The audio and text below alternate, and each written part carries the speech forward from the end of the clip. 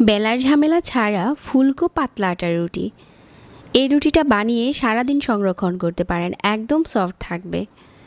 আজকের এই রুটিগুলো আমি সাদা আটা দিয়ে বানিয়েছি।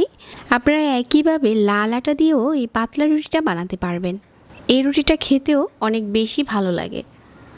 যারা এভাবে সহজ করে রুটি তৈরি করতে পছন্দ করেন, আজকের রেসিপিও ভালো লাগবে। বেলা ছাড়া পাতলা আটার রুটির জন্য প্রথমে একটা বাটিতে 1 কাপ সাদা আটা নিয়ে নিচ্ছি। তারপর পরিমাণ মতো লবণ দিয়ে দিচ্ছি।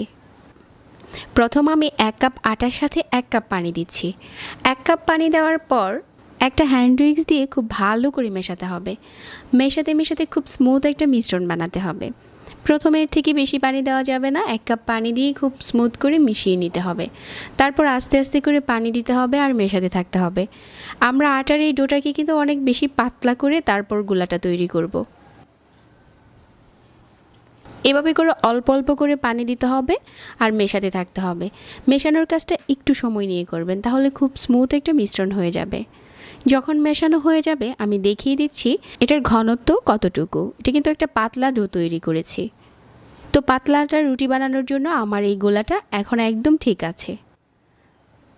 বেলা ছাড়া পাতলা রুটি বানানোর জন্য চুলায় একটা তাওয়া বসিয়ে দিয়ে অল্প একটু তেল দিয়ে টিস্যু দিয়ে মুছে নিতে হবে, তাহলে খুব সুন্দর করে উঠে আসবে।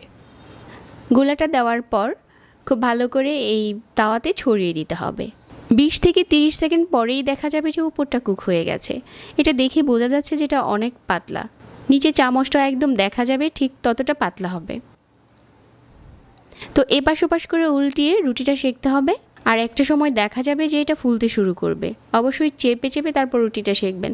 প্রতিটা রুটি ফুলকো হবে। চুলার